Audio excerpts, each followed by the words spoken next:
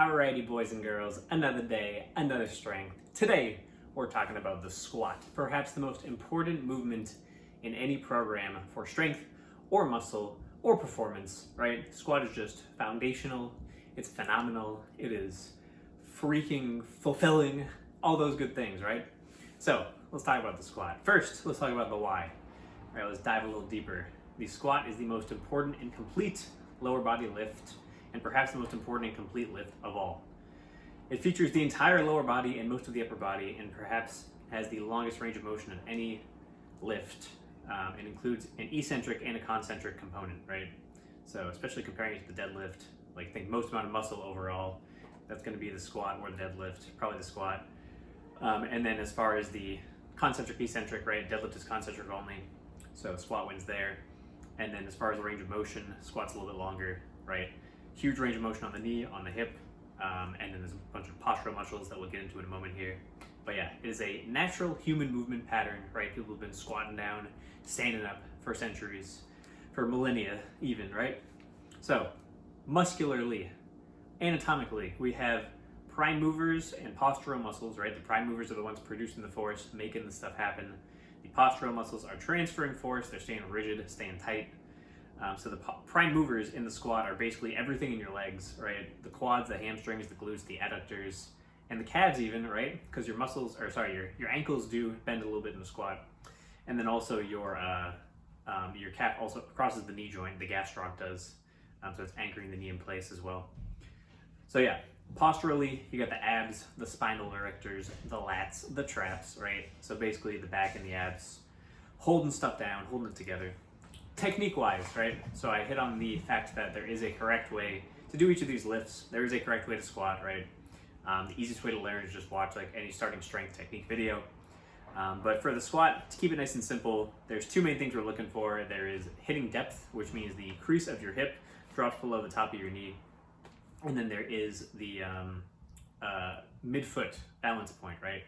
Which generally people think they want to keep the barbell over midfoot, which is kind of true. Really, you want to keep the combined center of mass of yourself and the barbell over midfoot, right? So if you don't have a bar on your back, your center of mass is actually going to be somewhere like floating around, right? And the midfoot balance point, right? Just whatever your combined center of mass total is going to be over the middle of your foot, right? But you can't really see it if there's not a barbell.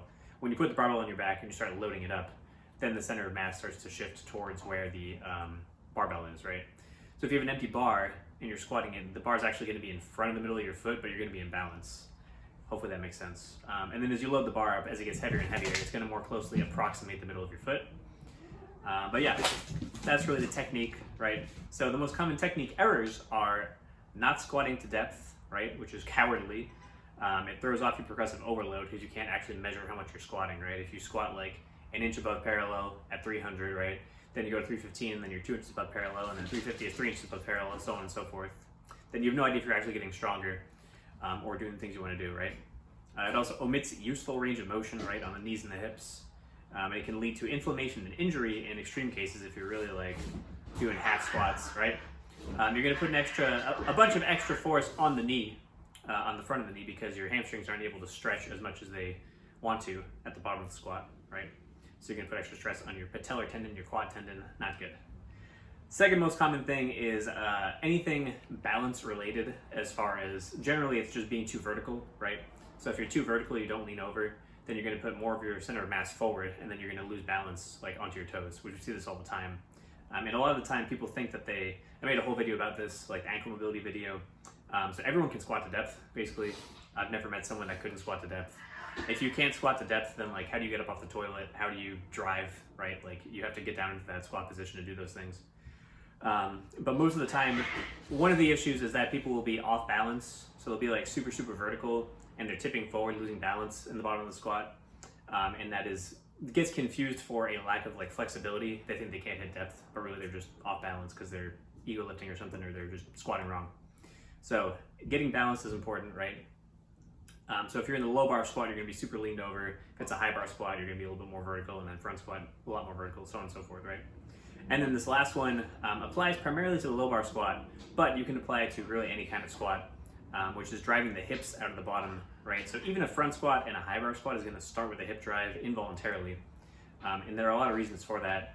Mainly the adductors are going to stretch eccentrically, right? On the way down, they're going to lengthen, then they're going to contract sharply on the way up. The glutes are going to do that as well, and both of those big muscles cross the hip joint, which basically involuntarily is going to shove your hips up out of the bottom whether you want to or not. And then on top of that, you have, that's a stronger joint, right? Because you have bigger, stronger muscles crossing the hip joint. So you're going to keep the forces on that joint mechanically as you come up, which makes it easier, right? So that last error is raising the chest out of the bottom in a low bar squat primarily, right? In a high bar squat, you have to kind of keep your chest puffed out to a certain degree. And then in the front squat, you're basically going to lead with your chest because you don't want to dump the bar forward. So there's going to be like, varying gradients of hip drive for each type of squat. But really the low bar squat, you have to think about it, you have to do it. And then the front squat, you're really actively fighting against it, right? But it still wants to happen naturally for the reasons that I laid out there. But yeah, so variations of the squat, right? These are going to be like the type of squat that you're choosing.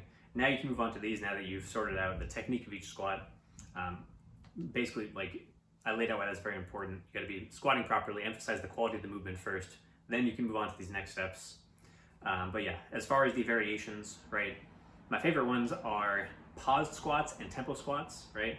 And these are really great for general like skill practice in the squat, especially the pause squat. That's my favorite one, as I talked about in my top 3 squat accessories video. But yeah, great lift.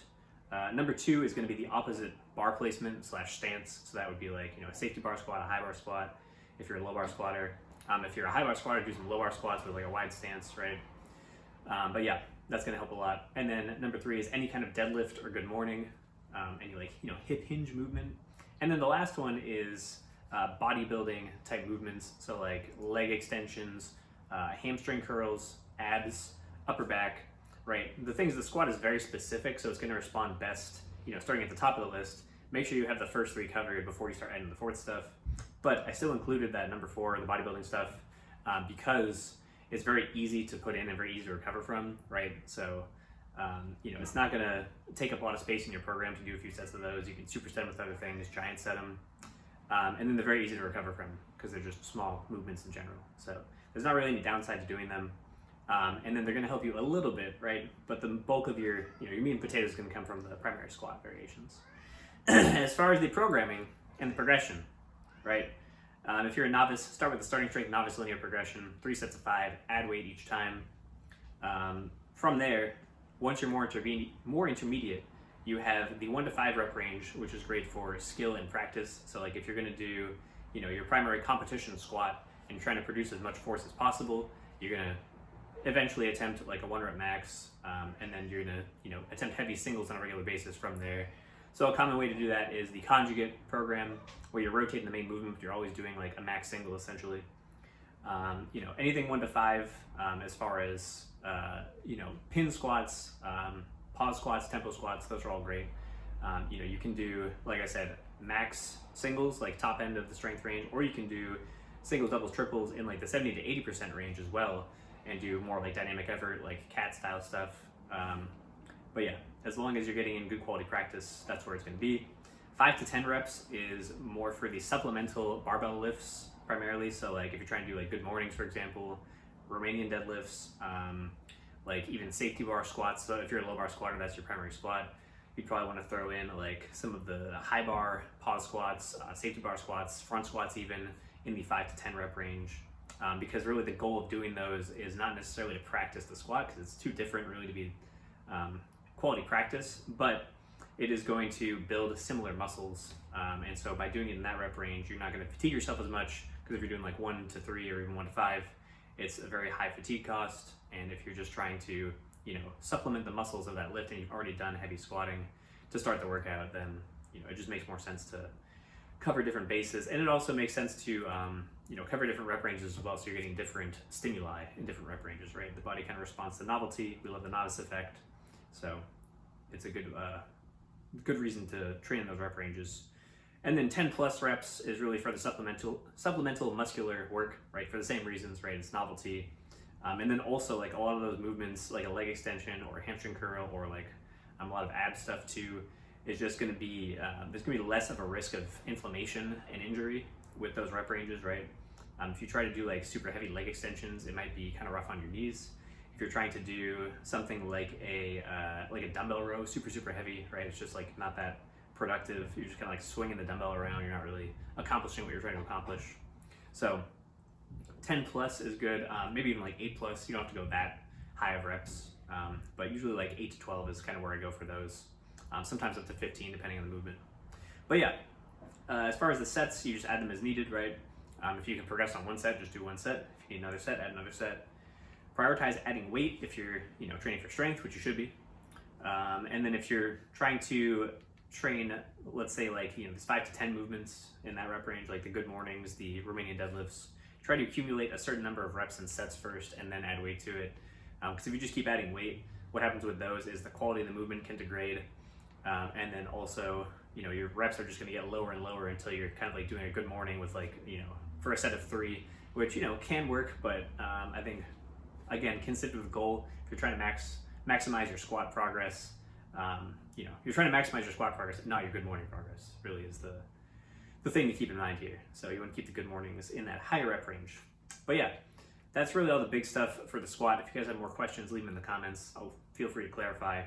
But yeah, the goal of the series is just to kind of like lay out the simple basic stuff and kind of keep you from worrying about all the minutia that doesn't matter as much. So this is like the big important stuff that really matters. Make sure you have these technique things down. Make sure that you are implementing some of these good variations if necessary. If you're a novice, just run the novice linear progression. But after that, incorporating a good amount of these is good. And then really that's all you need to get a ton of gains on your squat. If you implement that. As far as like strength standards, I don't really like to throw those out, so I'm not going to throw those out in this video. But these are going to help you reach pretty good milestones, and you're probably going to get stronger than you thought you could if you follow this. So yeah, see you guys in the next video. All right, goodbye.